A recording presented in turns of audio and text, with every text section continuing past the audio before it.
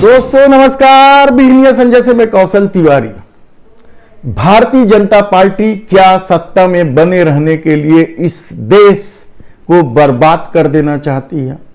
यह सवाल इसलिए गंभीरता से मैं उठा रहा हूं क्योंकि पिछले कुछ दिनों से जिस तरीके से सुप्रीम कोर्ट हेट स्पीच को लेकर चिंतित है और सत्ता का जवाब हैरान कर देने वाला है, यह एक अलग मसला है।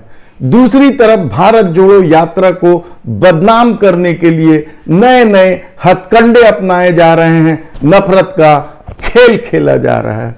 और इस सबसे भी बड़ी बात यह है कि अपने हर कार्यक्रम को, अपनी हर गतिविधियों को शानदार बताने के चक्कर में भारतीय जनता पार्टी ही नहीं, देश के प्रधानमंत्री नरेंद्र मोदी भी झूठ पर झूठ बोले जा रहे हैं। चीता का मामला अभी ठंडा भी नहीं हुआ है। किस तरीके से बताया गया कि 70 साल 74 साल बाद इस देश की धरती पर चीता का पदार्पण हुआ, लेकिन हमने खुलासा किया था कि किस तरीके से जब नरेंद्र मोदी गुजरात के मुख्यमंत्री थे 2009 में, तब भी इस देश में चीता आया था और वो 2 जोड़ी जो चीते आए थे उसमें से आखिरी चीता 2017 को खत्म हुआ था। लेकिन यह खुलासा अभी लोगों के लिए चर्चा का विषय था ही कि देश के गृह मंत्री अमित शाह ने बिहार दौरे में फिर झूठ बोल दिया कि हवाई अड्डा बन चुका है, अब यहां के लोग आसानी से दिल्ली मुंबई चले जाएंगे। यह झूठ सामने आते ही इस शाह के खिलाफ जबरदस्त माहौल बना और इससे भाजपा बौखला गई। यह भाजपाइयों के झूठ का सिलसिला यही नहीं रुकता है। भाजपा के राष्ट्रीय अध्यक्ष जेपी नड्डा अपने दक्षिण भारत के दौरे में जाकर कहते हैं कि एम्स का काम 95% पूरा हो गया, और जिस जगह की जानकारी दी कि जहां एम्स का काम 95% पूरा हो गया है, 2 सांसद कांग्रेस के और कम्युनिस्ट पार्टी के सांसद उस खाली जमीन पर चलकर दिखा दिए कि वहां तो अभी एक बुनियाद की ईंट नहीं रखी है, कहीं दूर दूर तक कुछ पता नहीं है। यह वही जगह है जहां जेपी नड्डा के अनुसार 95% एम्स का काम हो रहा है। ऐसे में इस राजनीति को आप क्या कहेंगे? पूरा देश जान रहा है कि इस देश में झूठ, अफवाह और नफरत की राजनीति कौन फैला रहा है, लेकिन यह कलयुग है। यहां झूठ के खुलासा होने पर आदमी को शर्मिंदगी महसूस नहीं होती। स्मृति ईरानी का झूठ तो आपने देखा ही कि किस तरीके से भारत जोड़ो यात्रा को बदनाम करने के लिए कहा गया कि कन्याकुमारी में विवेकानंद जी की को याद कर लेते राहुल गांधी, लेकिन सच तो यह है कि विवेकानंद जी को याद करके ही यह यात्रा की शुरुआत हुई थी। इससे पहले कंटेनर से लेकर दूर कई तरह के दूसरे विवाद हुए, और अभी ताजा मामला तो ऐसी तस्वीर जारी कर दी गई एक लड़की की जो कांग्रेस की महत्वपूर्ण सदस्य है, उसे उस तस्वीर को जारी करके कहा गया कि यह पाकिस्तान जिंदाबाद का नारा लगाने वाली लावण्या की तस्वीर है, जबकि यह कांग्रेस के नेता की तस्वीर थी।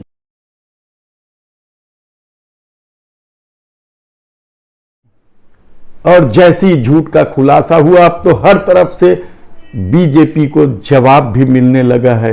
लेकिन उन लोगों का क्या जो देश की परिस्थितियों को देखते, जानते, बूझते हुए भी आंखों पर पट्टी बांधे हुए हैं, कट्टरपंथी के दबाव में या कट्टरपंथियों के चक्कर में आकर आंखों पर पट्टी बांध लिए हैं और सोच रहे हैं कि देश को हिंदू राष्ट्र बनाया जा रहा है, इसके लिए हम सब कुछ सह लेंगे।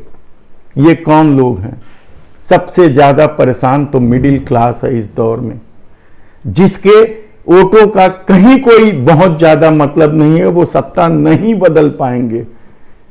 सत्ता जो बदलेंगे उन्हें तो 5 किलो खाद्यान्न दिया जा रहा है, वे बीपीएल कार्ड धारी हैं और यह बात मोदी सरकार अच्छे से जानती है कि किस तरीके से राजनीति का खेल खेलना है। सुप्रीम कोर्ट से लेकर तमाम संगठन इस नफरत भरे माहौल को लेकर चिंतित है, लेकिन भारतीय जनता पार्टी को यही सब अच्छा लगता है, झूठ, अफवाह और नफरत। इसके कई उदाहरण हैं। आज मैं यह आरोप या यह बात दावे के साथ इसलिए कह पा रहा हूं क्योंकि सैकड़ों सबूत है कि किस तरीके से झूठ की राजनीति की जाती है। खुद प्रधानमंत्री नरेंद्र मोदी 2 दर्जन से ज्यादा झूठ बोल चुके हैं और बाकी पार्टी के नेताओं की तो बात ही छोड़ दी। अफवाह के बारे में तो खुद अमित शाह ने स्वीकार किया है कि किस तरीके से मुलायम सिंह को थप्पड़ मारने की बात को लेकर उन्होंने चुप्पी साध ली थी। और नफरत का खेल तो किसी से छिपा भी नहीं है। ऐसे में आरएसएस और भाजपा के बीच जो तल्खी है वह उसकी एक अपनी कहानी है, लेकिन जिस तरीके से भारत जोड़ो यात्रा से भारतीय जनता पार्टी बौखला गई है या डर गई है, उसके बाद आने वाले दिनों में क्या यह झूठ, अफवाह और नफरत की राजनीति का खेल और भी विभत्स रूप में सामने आएगा यकीनन।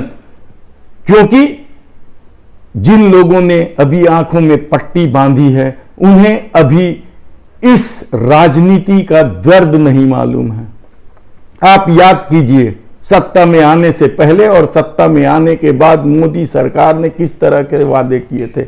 हमने बार बार बताया आपको कि क्या विदेश से काला धन आया, क्या धारा 370 हटने के बाद कश्मीर में देश भर के लोगों ने जमीन खरीदनी शुरू कर दी, व्यापार करना शुरू कर दिया, क्या डॉलर रुपये के मुकाबले कम हुआ, कमजोर हुआ, बल्कि बढ़ता जा रहा है। अब तो 81 रुपए से भी पार हो गया है। और इस रुपये के गिरते स्तर पर आप प्रधानमंत्री नरेंद्र मोदी के उस समय के भाषण को याद कीजिए तो आप शर्म से डूब जाएंगे। लेकिन राजनीति इन सब बातों को मानती ही नहीं है, या राजनीति के लिए इस तरह का कोई मतलब नहीं है बातों का। तब सवाल यह है कि क्या 2 करोड़ लोगों को रोजगार मिला, क्या महंगाई कम हुई 2014 की तुलना से? यदि आज जरूरत की वस्तुओं की ही तुलना कर ले तो हर वस्तुओं की कीमत 2 गुना के आसपास पहुंच गई है। पेट्रोल डीजल में खून निचोड़ने वाले टैक्स से आम आदमी का जीना मुश्किल होता जा रहा है, लेकिन उसे करनी है झूठ, अफवाह और नफरत की राजनीति। वह जानती है कि एक खेल में हम सारे वोटों को तो नहीं, लेकिन बहुत सारे वोटों को अपने पाले में कर कर सत्ता हासिल कर सकते हैं। और शायद यह खेल एक बार फिर बड़े पैमाने पर शुरू हो गया है। आईटी सेल से लेके व्हाट्सएप यूनिवर्सिटी का मामला हो या सोशल मीडिया का दूसरा खेल देख लो आप कि किस तरीके से देश में नफरत की राजनीति को हवा दी जा रही है, झूठ बोलकर अपनी पीठ थपथपाई जा रही है। आने वालों दिनों में देखना होगा कि राजनीति का यह चेहरा और कितना विभत्स होगा। धन्यवाद।